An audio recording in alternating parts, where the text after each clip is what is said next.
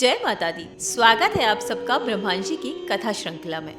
महाभारत काल की गांधारी, कभी कुंती, कभी द्रौपदी की चर्चा तो बहुत होती है, परंतु भानुमति के बारे में बहुत कम जिक्र किया जाता है। भानुमति जो थी दुर्योधन की पत्नी, वीरांगना थी, बहुत ही सुंदर थी और कहा जाता है कि दुर्योधन ने उनसे जबरदस्ती भगाकर शादी करी थी और कर्मों का खामियाजा तो दुर्योधन को भी भुगतना पड़ा था, क्योंकि उसके बाद उनकी पुत्री के साथ भी वही हुआ था। आइए आज आपको सुनाती हूँ उनकी कहानी। भानुमति कलिंग के राजा चित्रांगद की बेटी थी। भानुमति बहुत ही सुंदर, सुशील और चतुर महिला थी। कहते हैं कि उन्हें हमेशा से अर्जुन बहुत पसंद थे और वो अर्जुन से ही विवाह करना चाहती थी। जब थोड़ी बड़ी और समझदार हुई तो उन्होंने अपने पिताजी से कहा कि पिताजी, मुझे अर्जुन से ही विवाह करना है। तब उनके पिता ने कहा कि क्षत्रिय धर्म के अनुसार आपका स्वयंवर तो हमें करना ही पड़ेगा। वो बोले कि परंतु आप बिल्कुल फिक्र ना करें, क्योंकि स्वयंवर में अर्जुन आएंगे और आप सीधे अर्जुन के गले में अपनी वरमाला डाल दीजिएगा और इस तरह आपका विवाह अर्जुन से हो जाएगा। भानुमति मान गई। भानुमति का स्वयंवर रखा गया और सभी क्षत्रियों को निमंत्रित किया गया, परंतु यहाँ गड़बड़ ये हो गई कि अर्जुन इस स्वयंवर में पहुंचे ही नहीं। इस बात पर भानुमति बड़ी दुखी हो गई और पिता के इशारे पर उन्होंने ये तय किया कि अब वे किसी और से विवाह कर लेंगी। इस स्वयंवर में अर्जुन तो नहीं पहुंचे थे, परंतु दुर्योधन अपने मित्र कर्ण के साथ वहां पहुंचे थे और भानुमति पे नजर पड़ते ही उन्होंने निश्चय कर लिया था कि भानुमति का विवाह उनसे ही होगा।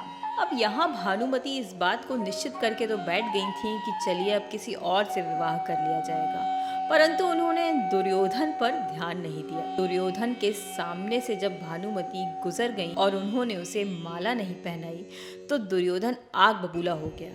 फौरन खड़ा हुआ और उसने भानुमति के हाथ से वरमाला जबरदस्ती अपने गले में डाल दी। सभी लोग ये देखकर स्तब्ध रह गए और इस बात का विरोध करने लगे, परंतु यहाँ पर दुर्योधन ने बड़ी ही चालाकी से भानुमति को अपने साथ भगा कर ले जाने का निर्णय कर लिया। उन्होंने कहा कि मुझसे अगर जीतना है और भानुमति को पाना है तो पहले मेरे मित्र कर्ण को हराइए। और इस तरह कर्ण के ऊपर वो सभी को छोड़कर भानुमति को लेकर भाग गए। अब कर्ण जैसे पराक्रमी को स्वयंवर में बैठा कोई भी क्षत्रिय हरा न सका और इस तरह दुर्योधन की जीत हो गई। राजा चित्रांगद इस सब बात से बहुत नाराज थे, बहुत दुखी भी थे, परंतु अब कोई और चारा भी नहीं था और विवश होकर उन्हें अपनी पुत्री भानुमति का विवाह दुर्योधन से कराना ही पड़ा। यहाँ भानुमति जब दुर्योधन के साथ घर आ गईं तो वे उनसे बहुत नाराज थीं। तब दुर्योधन ने भानुमति से कहा कि अरे, मैं तुम्हें पसंद करता हूँ, अब तुम दिल को भा गई तो क्या ही करूँ मैं। पर भानुमति को दुर्योधन की कोई बात अच्छी नहीं लग रही थी, क्योंकि वो तो अर्जुन को पसंद करती थी। और तब दुर्योधन ने एक ब्रह्मास्त्र चलाया भानुमति को मनाने के लिए। उन्होंने कहा कि भीष्म पितामह, मेरे पितामह जो हैं, वो भी अंबा, अंबे और अंबालिका को जबरदस्ती भगा कर लेकर आए थे। भानुमति को जब ये पता चला तो उन्हें हंसी आ गई और इस तरह उन्हें दुर्योधन को स्वीकार करना ही पड़ा।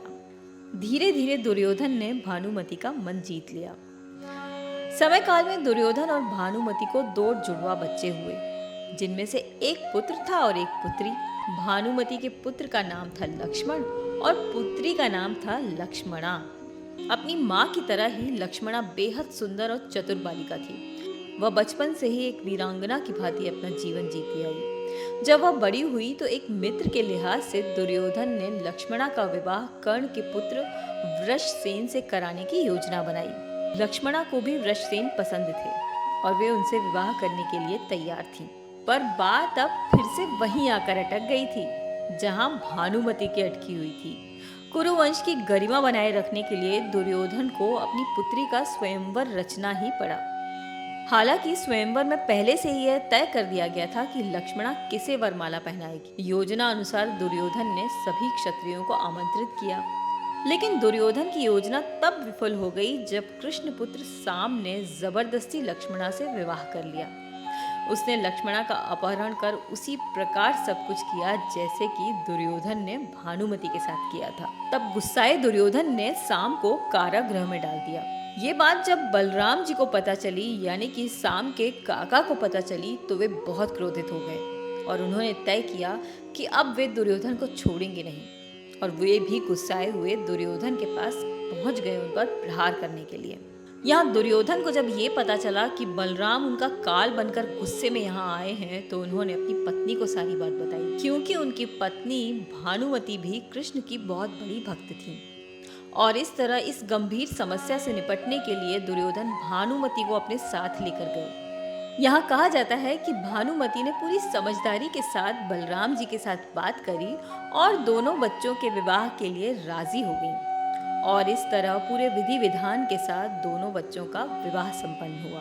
कहा जाता है कि भानुमति बहुत पतिव्रता स्त्री थी, परंतु महाभारत के युद्ध के बाद जब दुर्योधन की मृत्यु हो गई तब भानुमति बहुत अकेली हो गई और उन्हें वापस अर्जुन की याद सताने लगी।